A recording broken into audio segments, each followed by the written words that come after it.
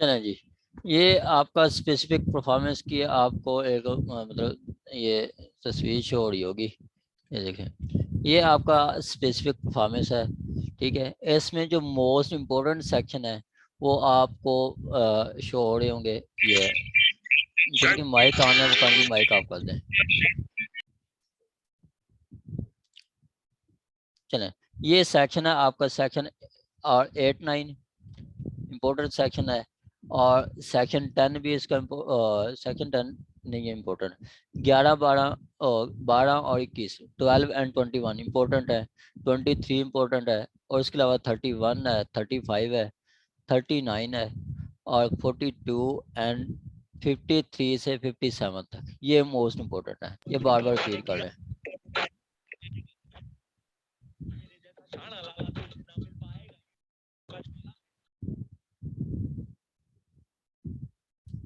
ठीक हो गया, ये इम्पोर्टेंट सेक्शन है आपके।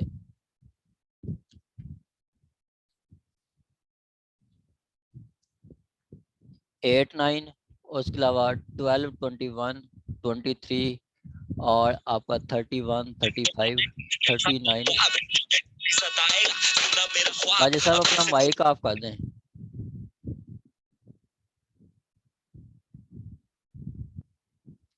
ठीक हो गया, और 35, 39, 42, 53 से 57 तक ये इम्पोर्टेंट है। अब वो अक्सर आपसे क्वेश्चन देता है, पहले भी क्वेश्चन आ चुका है मेरा, 2017 में भी क्वेश्चन आया था सिविल जज के एग्जाम में कि जी कितने किस्म के आप सूट फाइल कर सकते हैं स्पेसिफिक परफॉर्मेंस के तहत। इस एक्ट के तहत कितने किस्म के दावे आप फाइल कर सकते हैं। वो पहले बताता है आपका सबसे पहले है recovery of possession of property. Recovery of possession of property, उसमें आपकी मूवेबल प्रॉपर्टी आ जाती है, इमूवेबल प्रॉपर्टी भी आ जाती है।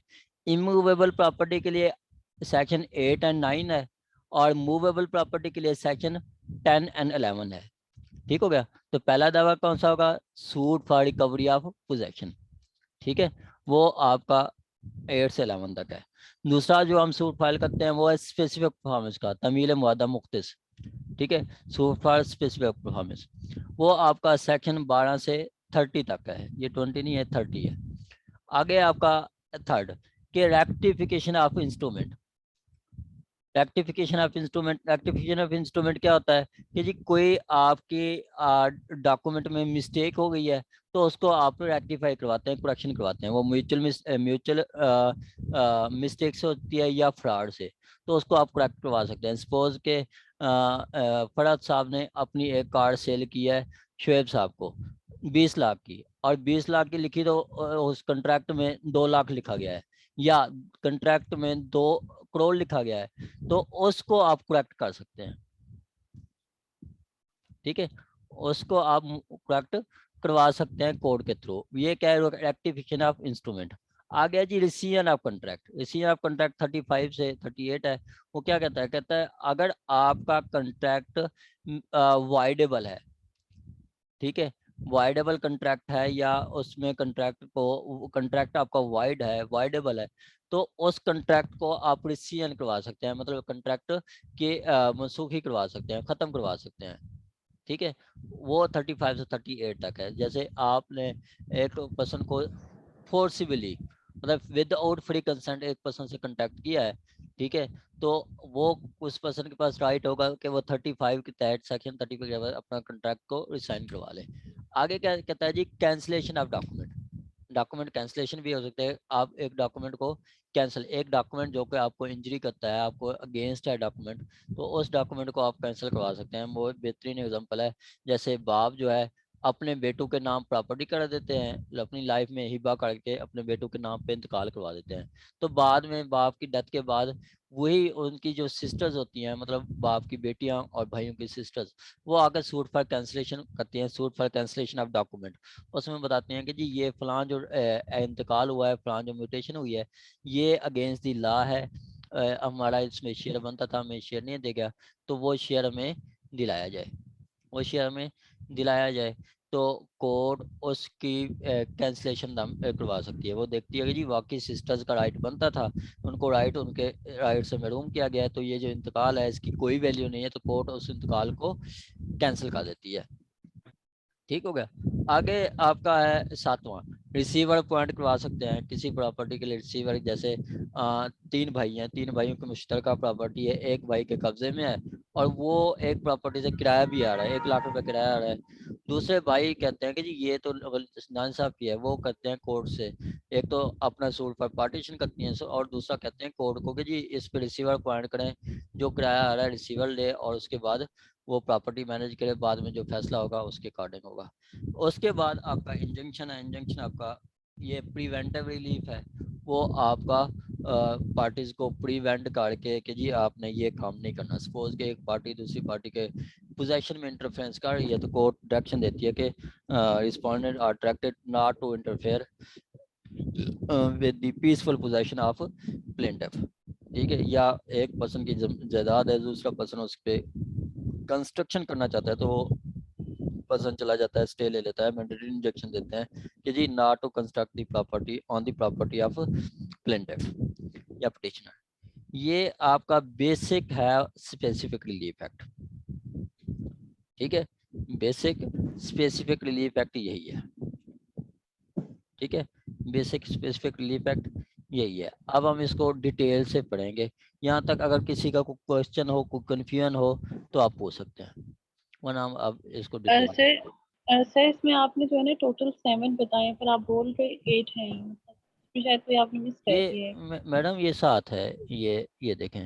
हाँ हाँ सॉरी, उसमें लास्ट इंजेक्शन भी है ना, ये suit for permanent injection, suit नहीं फॉर सर, हाँ कैंसिलेशन ऑफ डॉक्यूमेंट्स के बाद ना आपने डायरेक्ट अपॉइंटमेंट ऑफ रिसीवर बोला है, जी जो जी कि बिल्कुल। आपके ना। हाँ सही है सही है, सॉरी सॉरी, वो 6 पे है डिक्लेरेशन ऑफ राइट। सूट आप डिक्लेयर करवा सकते हैं, अपना राइट डिक्लेयर करवा सकते हैं।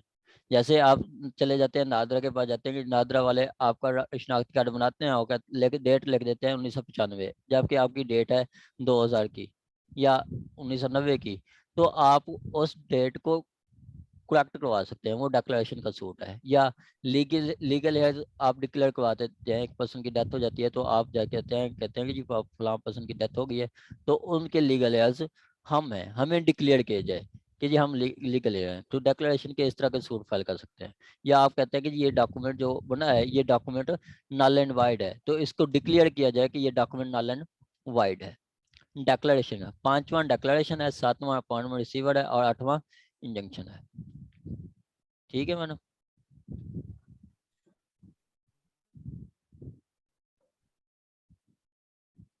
हो गया क्लियर? जी जी सर क्लियर हो गया, वो आपने मिस कर दिया।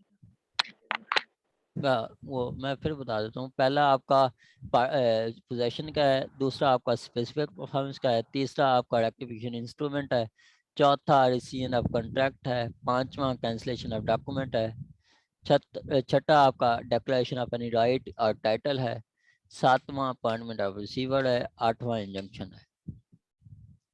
ये आपके सोर्स होते हैं।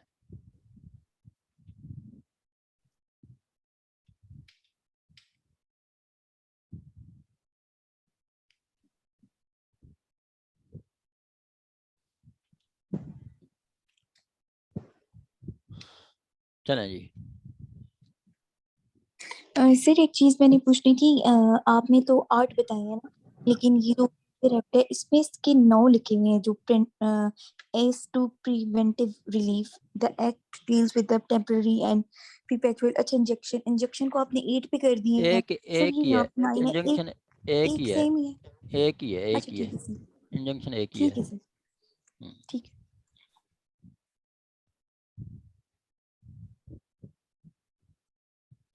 चलें आगे जी। आपका हम इसको अब स्टार्ट से पढ़ते हैं।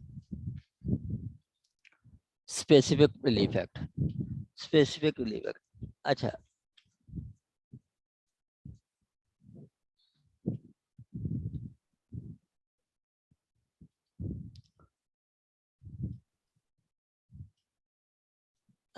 इसका ये शार्ट टाइटल है, इसका 2 नाम है। ठीक है, कोई भी आपका एक्ट है स्टार्ट होता है प्रीएम्बल से। पहला स्टार्ट में प्रीएम्बल बताते हैं कि जी उसका पर्पस क्या है, उस एक्ट का पर्पस क्या है। सबसे पहले यहाँ पे एक डेट दी जाती है। ठीक है, यहाँ पे एक डेट दी जाती है। ये एक डेट जो होती है, ये जो डेट है वो क्या बताती है, ये डेट बताती है आपकी, ये जो डेट है, ठीक है, ये आपकी डेट बताती है ऑफिशियल गजट में जब डॉक्यूमेंट पब्लिश होता है। आपका एक लॉ बन गया, उस लॉ की कोई वैल्यू नहीं है, ठीक है, एक लॉ बन गया, उस लॉ की कोई वैल्यू नहीं है, उस लॉ की कोई वैल्यू नहीं है जब तक आपका वो लॉ ऑफिशियल गजट में पब्लिश नहीं होता, ठीक है। ऑफिशियल गजट में पब्लिश होने का क्या मतलब है कि जी आपका पब्लिक के नोटिस में ले आना, क्या चीज, वो डॉक्यूमेंट, वो लॉ आपका पब्लिक की नोटिस में ले आना। जब तक वो पब्लिक की नोटिस में नहीं आता तो वो लॉ नहीं होता, वो लॉ नहीं है, उस लॉ की कोई वैल्यू नहीं है। तो ये जो डेट होती है ये ऑफिशियल गजट में पब्लिश होने की डेट होती है, ठीक हो गया, ये ऑफिशियल गजट में पब्लिश होने की डेट है। अब ये जो डॉक्यूमेंट है ये लॉ 7 फेब 1877 को ऑफिशियल गजट में पब्लिश हुआ, और इसी ऑफिशियल गजट में वो डेट बता देते हैं। दो चीजें होती हैं, या तो वो लिख देते हैं कि shall come into force at once, काफी लॉ है जहाँ पे लिखा होता है shall come into force at once. At once का क्या मतलब है कि जी फौरी लागू हो गया, उसी टाइम, जैसे ऑफिशियल गजट में पब्लिश हुआ उसी टाइम वो लागू हो गया, ठीक हो गया, जैसे ऑफिशियल गजट में पब्लिश हुआ उसी टाइम लागू हो गया। जैसे ये है लिमिटेशन एक्ट, वो इन्होंने नीचे बताया हुआ है कि shall come into force at once, कि जी ये देखें एट वंस के जैसे लागू हुआ उसी टाइम लागू हो गया। ये ऑफिशियल गजट में कब पब्लिश हुआ था, 7 अगस्त को हुआ था, तो उसी टाइम ये लागू हो गया। अब ये क्या बताता है, ये बताता है कि जी ऑफिशियल गजट में 7 फरवरी को ऑफिशियल गजट में पब्लिश हुआ, लेकिन आगे वो बता देता है कि जी it shall come into force at the day 1 मई 1877। तो ये इन्फोर्स कब हुआ, 1877 को। इन्फोर्स कब हुआ, 1800 मतलब 1 मई 1877 को। ऑफिशियल गजट में वो डेट 7 फेब है, लेकिन अप्लाई कब हो रहा है, ये 1 मई 1877, ठीक हो गया, ये चीज है। आगे इसका शार्ट टाइटल वो पर्पस बताता है। पर्पस क्या बताता है, कहता है where it is expedient to define, कि जहाँ पे हमें मुनासिब समझा, मतलब जहाँ पे ज़रूरत समझी, to define and amend the law relating to kinds of certain kinds of specific relief, जहाँ पे हमें स्पेसिफिक रिलीफ की मतलब हासिल करने की कोई ज़रूरत पड़ी, obtainable in civil courts it is enacted as follow, कि सिविल सूट्स में जो हम स्पेसिफिक रिलीफ जो है, स्पेसिफिक रिलीफ लेने के लिए जहाँ पे हमें ज़रूरत पड़ी तो हमने ये एक्ट बना दिया है। ये एक्ट बना दिया कि जी हम आपने स्पेसिफिक रिलीफ थ्रू पोजेशन ले सकते हैं, थ्रू स्पेसिफिक परफॉर्मेंस ले सकते हैं, थ्रू रेक्टिफिकेशन ले सकते हैं, थ्रू कैंसिलेशन ऑफ डॉक्यूमेंट ले सकते हैं, थ्रू रिसीजन ले सकते हैं, थ्रू डिक्लेरेशन ले सकते हैं, थ्रू इंजंक्शन ले सकते हैं, ठीक है। तो जहाँ पे वो कहता है कि जरूरत पड़ी कि जी स्पेसिफिक रिलीफ हमने लेना है तो हमने ये एक्ट बनाया है, ठीक हो गया। आगे कहता है फर्स्ट, किसी भी एक्ट का फर्स्ट सेक्शन जो है वो 3 चीजें बताता है। क्या, शार्ट टाइटल, उसका नाम क्या है, एक्सटेंट, कहाँ कहाँ तक वो अप्लाई होता है, कमेंसमेंट, कि कब वो लागू होता है, कब इन्फोर्स होता है, कब लागू होता है, कब इन्फोर्स होता है, वो ये बताता है। फर्स्ट, के this act shall come into force at, or this act may be called this specific relief act। इसका नाम क्या है, स्पेसिफिक रिलीफ एक्ट, ये आपका इसका शार्ट टाइटल है। क्या, दिस स्पेसिफिक रिलीफ एक्ट। इसका एक और नाम भी है, इसका एक और नाम भी है जो कि ये नाम है एक्ट नंबर 1 ऑफ 1877, कि जी 1877 में जो पार्लियामेंट में लॉ पास हुआ है, पहला लॉ पास हुआ है, वो स्पेसिफिक रिलीफ एक्ट है। 1877 में जो पहला लॉ पास हुआ था वो ये स्पेसिफिक रिलीफ एक्ट है। आप देखते हैं, पढ़ते हैं, साइटेशन वगैरह पढ़ते हैं तो वहां पे यही लिखा होता है नाम, कि जी एक्ट नंबर 1 ऑफ 1877, या एक्ट नंबर 10 ऑफ 1908, या एक्ट नंबर 2 ऑफ 1898, ठीक है। ये वो बता देते हैं। जैसे अभी उन्होंने दिया था 2009 में रेंट प्रिंसेस एक्ट, तो उन्होंने बताया कि जी ये एक्ट नंबर 9 ऑफ 2009, ठीक है। तो वो एक आपको बताते हैं, ये भी एक इसका नाम है, दो नाम है, या तो आप क्या लिख लें स्पेसिफिक रिलीफ एक्ट, या आप लिख लेंगे एक्ट नंबर 1 ऑफ 1870, ठीक हो गया। आगे वो दूसरी चीज बताता है कि जी ये कहाँ पे अप्लाई होता है, it extend to whole of Pakistan, क्या चीज, it extend to whole of Pakistan, ये पूरे पाकिस्तान में लागू हुआ, ठीक हो गया। आगे कहता है it shall come into force on the first day of May 1870, अब लागू हुआ है, इन्फोर्स कब हुआ है 1877 को, ऑफिशियल गजट में 7 फेब को आया है, और लागू कहाँ पे हुआ 1 मई 1877। ये चीजें वो आवाज नहीं आ रही। आवाज नहीं आ रही, अब आ रही होगी, माइक नीचे हो गया, सॉरी, अब आ रही होगी, हाँ ठीक हो गया, ठीक हो गया। अच्छा, ये जो चीजें है ना, ये आपका एडीपीपी के एग्जाम में पूछ सकते हैं, सिविल जज में तो कोई एमसीक्यूज नहीं है, यहाँ पे एडीपीपी में वो ये चीजें पूछ लेते हैं कि ये जैसे पिका है prevention of electronic crime act, तो ये कब इन्फोर्स हुआ था, ये आपसे पूछ सकते हैं। ये था सेक्शन फर्स्ट। और सेकंड रिपील्ड है, थर्ड है इंटरप्रिटेशन स्टैच्यू। इंटरप्रिटेशन स्टैच्यू कहता है इन this act unless any something repugnant in subject और कंटेक्स्ट, ये जो लाइन है ना, ये चीज कवर करती है इसको। कोई भी एक्ट है, डेफिनेशन क्लास जहाँ पे भी पढ़ेंगे तो वो यही पे लिखा होता है, डेफिनेशन क्लास में वो लिखा होता है यही कि जी unless something repugnant in subject, ठीक है। जैसे ये है, वहाँ पे वो बताता है लिमिटेशन ऑफ एक्ट में ये डेफिनेशन है, तो वो लिख देता है कि जी unless there is anything repugnant in this subject, कि इसका मतलब क्या है, इसका मतलब है कि जी unless there is anything repugnant in subject, के हाँ जब तक इसके कोई मोड़ मुखालिफ ना आ जाए, या इसका किसी दूसरे लॉ में कोई और डेफिनेशन हो सकती है, इस एक्ट में हम एप्लीकेंट की डेफिनेशन ये लेंगे। वो एप्लीकेंट की डेफिनेशन जनरल क्लासेस एक्ट में कुछ और हो सकती है, सीपीसी में कुछ और हो सकती है, सीआरपीसी में कुछ और हो सकती है, पीपीसी में कुछ और हो सकती है, लेकिन इस एक्ट में हम इसकी डेफिनेशन ये लेंगे। कहते हैं unless anything there is anything repugnant, मुखालिफ, जब तक इसके कोई बड़ा कोई चीज नहीं आती तो हम इसके डेफिनेशन ये लेंगे, ठीक हो गया। अब यहाँ पे कहता है कि ऑब्लिगेशन की डेफिनेशन हम इस एक्ट के तहत, मतलब स्पेसिफिक रिलीफ एक्ट के तहत ऑब्लिगेशन की डेफिनेशन हम यही लेंगे, किसी दूसरे एक्ट में कुछ और हो सकती है, किसी दूसरे एक्ट में कुछ और हो सकती है, इस एक्ट में हम इसकी डेफिनेशन ये लेंगे। जैसे आप देखते हैं कि जी movable immovable property, immovable property की डेफिनेशन लैंड प्रिंसेस एक्ट में भी है, इमूवेबल प्रॉपर्टी की डेफिनेशन सीपीसी में है, इमूवेबल प्रॉपर्टी की डेफिनेशन पीपीसी में है, पाकिस्तान पिनल कोड में है, ठीक है। इमूवेबल प्रॉपर्टी की डेफिनेशन जनरल क्लासेस एक्ट में भी है, ठीक है। तो आप पीपीसी की डेफिनेशन पढ़े तो वो कहता है कि unless there is anything repugnant in this subject, ठीक है, दिस दी डेफिनेशन में बी नोन एज, कि इस डेफिनेशन को हम ऐसे पढ़ेंगे या ऐसे समझेंगे, किसी दूसरे लॉ में कुछ और हो सकती है, इस लॉ में हम इसकी ये डेफिनेशन लेंगे। यहाँ पे ओब्लिगेशन की डेफिनेशन क्या कहता है, ओब्लिगेशन की डेफिनेशन वो बताता है कि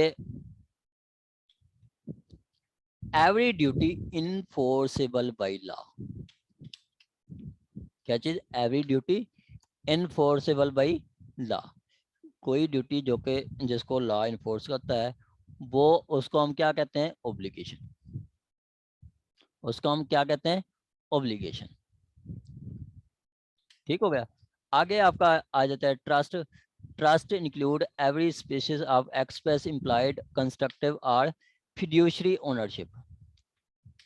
फिड्यूशरी ओनरशिप क्या होती है, फिड्यूशरी ओनरशिप आपकी होती है आपकी जो कि आपकी अमानतन किसी चीज को दे देते हैं, जिसका आपको कोई चीज एज ए अमानतन आपको दी जाती है, ठीक है, वो आपकी ट्रस्ट की दी जाती है, कि मतलब आपने इसको एग्जीक्यूट करना है, आपने इसको एग्जीक्यूट करना है। और जो इस ओनरशिप मतलब ट्रस्ट प्रॉपर्टी को जो बंदा मैनेज करता है, जो बंदा एडमिनिस्टर करता है, उसको ट्रस्टी कहते हैं, उसको ट्रस्टी कहते हैं। ठीक है, आगे कहता है एवरी पर्सन होल्डिंग एक्सप्रेसली और बाय इम्प्लीकेशन और कंस्ट्रक्टिवली आर फिड्यूशरी कैरेक्टर। जिस पर्सन के पास वो कैरेक्टर होता है, कौन सा, कि वो जो ओनरशिप है, जो प्रॉपर्टी है, जिसको मैनेज कर रहा है, उसको फिड्यूशरी कैरेक्टर कहते हैं, उसको फिड्यूशरी कैरेक्टर कहते हैं। अगर आप मैं इधर दिखाऊं, जो आपका होता है ट्रस्ट, ट्रस्ट में कौन कितनी पार्टीज होती हैं? ट्रस्ट में 3 पार्टीज होती हैं। ठीक है, जिनके माइक ऑन है, कर ली माइक ऑफ कर दें। ठीक है, ट्रस्ट में कितनी, ट्रस्ट में 3 पार्टीज होती हैं। एक होता है आपका एग्जीक्यूटर, जो ट्रस्ट एग्जीक्यूट कर रहा होता है, एक होता है ट्रस्टी, एक होता है बेनिफिशियरी। एक होता है ट्रस्टी, एक होता है बेनिफिशियरी। सर मदिया शहजाद और इकरा जबार को कहीं अपना माइक ऑफ कर दें। मैं कर देता हूँ मैडम, मैं तो उनको क्या क्या थक गया। चले,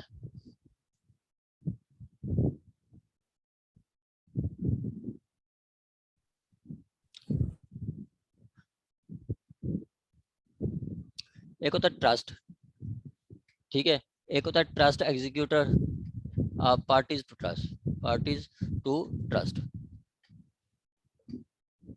पार्टीज टू ट्रस्ट कौन है? एक आपका एग्जीक्यूटर, ठीक है, दूसरा आपका ट्रस्टी, थर्ड वन आपका बेनिफिशियरी, बेनिफिशियरी, ठीक है, तीसरा आपका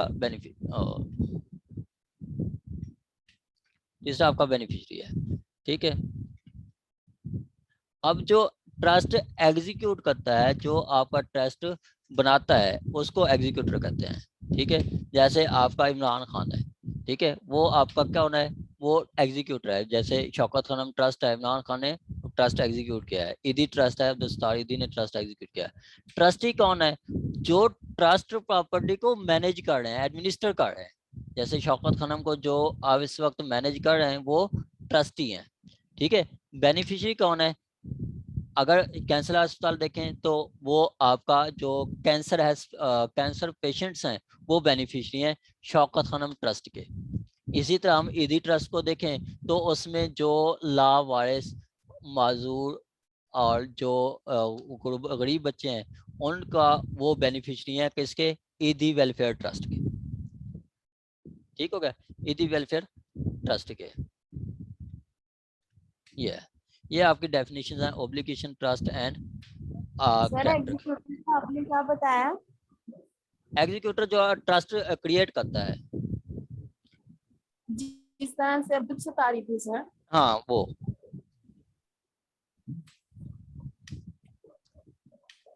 ठीक हो गया। सेक्शन 4 इसका बहुत इंपॉर्टेंट है। सेक्शन 4 ही आपको थोड़ा तंग करता है, वरना बाकी सारा आगे बहुत इजी है।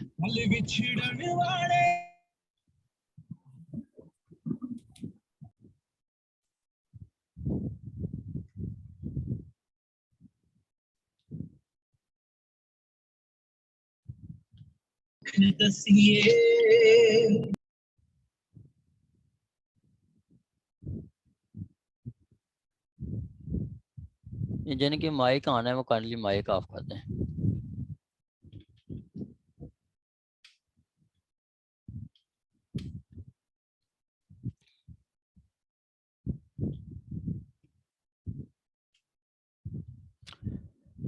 चलें जी, सेक्शन 4।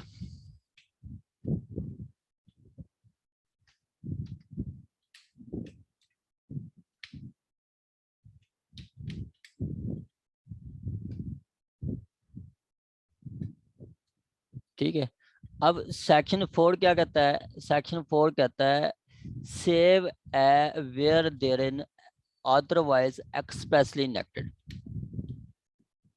ठीक है, save where there in anything expressly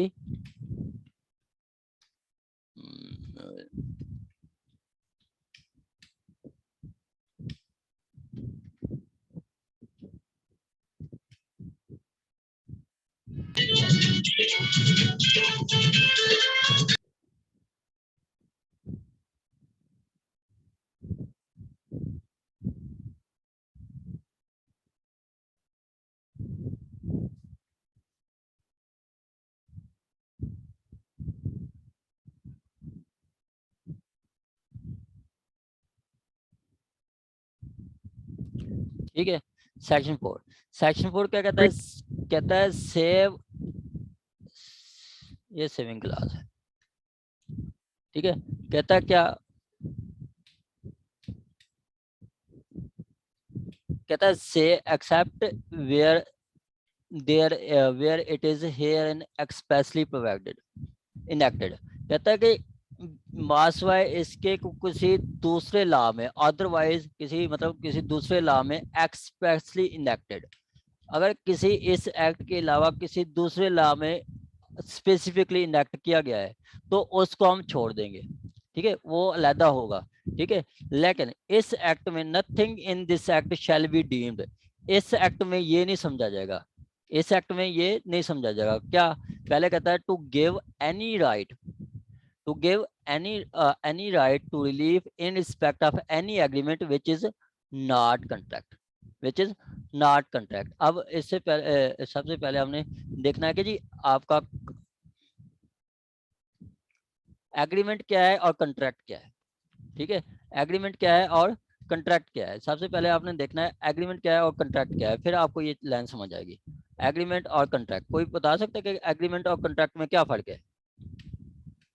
Sir, all agreements are contract, but not all contract are agreement. Agreement जो होता है, contract जो होता है, उसमें आपकी legal force होती है, legal obligation होती है, very good. and return of consideration, acceptance होती है और offer and acceptance होती है। हाँ ठीक है, वो तो और उसके बाद एग्रीमेंट भी होती है। जी सर, लेकिन उसमें लीगल बाइंड नहीं होता। हाँ, बाय लॉ, ठीक है। एग्रीमेंट इन्फोर्सेबल बाय लॉ, वो क्या है? Every agreement enforceable by law, वो क्या होगा? वो कंट्रैक्ट होगा, ठीक है। हर एग्रीमेंट जिसको आप लीगली इन्फोर्स करवा सकते हैं वो आपका कंट्रैक्ट है, ठीक है। हर एग्रीमेंट जिसको आप लीगली इन्फोर्स करवा सकते हैं वो क्या है? वो आपका कंट्रैक्ट है, ठीक है, वो आपका कंट्रैक्ट है। और हर एग्रीमेंट जो है वो आपका मतलब जिसको आप मतलब एग्रीमेंट तो काफी होते हैं, जैसे मैडम सभा ने मैडम नायला साहबा को कहा कि जी आप शाम को मेरे घर खाने पे आना, उसने कहा कि ठीक है। मैडम सभा ने वो पता नहीं बहुत ज्यादा खर्चा कर लिया, 10 खाने बना लिए और मैडम नायला नहीं आई, तो ये क्या है? ये इनका एग्रीमेंट है, ये इन्फोर्स नहीं करवा सकती मैडम सभा, अगर उन्होंने वायलेशन किया तो इसको इन्फोर्स नहीं करवा सकती, ठीक है। तो ये क्या था? सोशल एग्रीमेंट, इसको इन्फोर्स नहीं करवा सकती। ये एग्रीमेंट, ये कंट्रैक्ट नहीं था, ये एग्रीमेंट था लेकिन कंट्रैक्ट नहीं था। कंट्रैक्ट कौन से होते हैं? हर एग्रीमेंट जिसको आप लीगली इन्फोर्स करवा सकते हैं वो आपका कंट्रैक्ट है। अब ये कहता है कि जी इससे यहाँ पे कि nothing in this act shall be deem to give any give any right to relief in respect of any agreement, any agreement which is not contract. वो कहता है कि जी इस एक्ट के मुताबिक आपको किसी एग्रीमेंट जो कि कंट्रैक्ट नहीं है कोई रिलीफ नहीं मिलेगा। हाँ, किसी दूसरे लॉ में कोई आपको रिलीफ मिलता है तो आप सुन ले सकते हैं। इस लाइन का क्या मतलब है?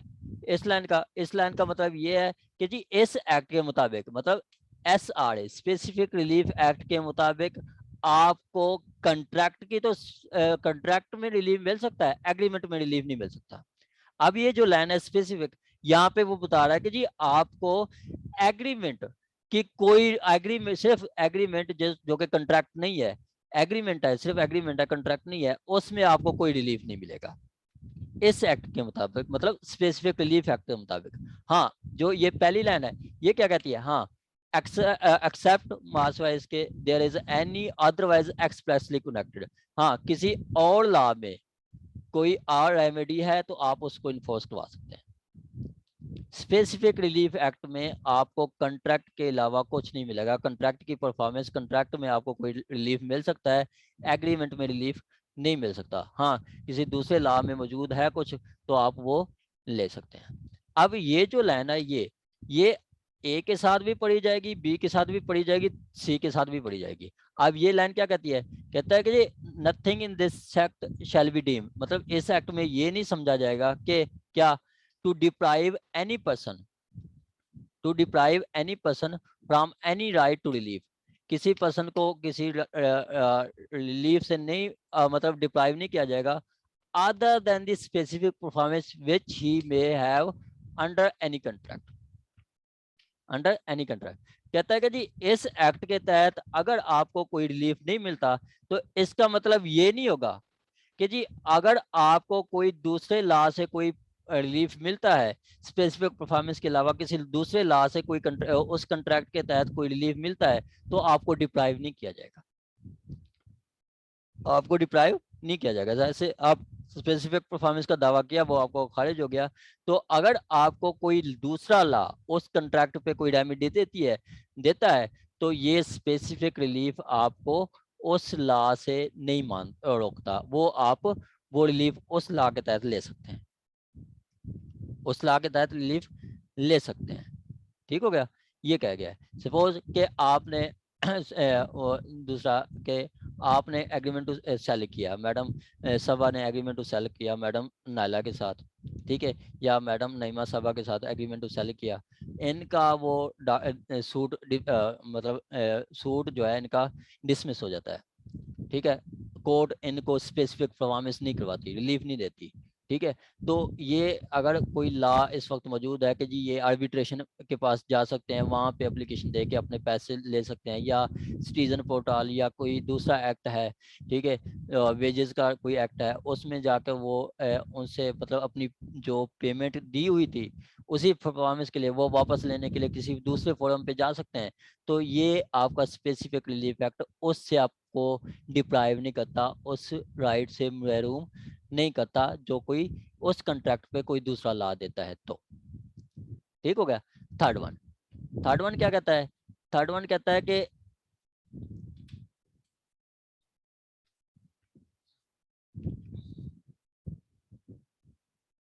थर्ड वन कहता है नथिंग दिस एक्ट, ये आपने साथ मिला के पढ़ना है, nothing this act shall be deem to effect the operation of the registration act 1908 on documents. Registration act आपका ये हमारा रजिस्ट्रेशन एक्ट अब ये अगर अमेंडेड पढ़े तो 1908 का ही है, ठीक है। आपके पास बुक्स भी होंगी, बुक्स में भी देखें तो यहाँ पे वो रजिस्ट्रेशन एक्ट 1908 की बात कर रहा है, ठीक है, रजिस्ट्रेशन एक्ट 1908 ऑन रजिस्ट्रेशन। अब ये रजिस्ट्रेशन एक्ट क्या कहता है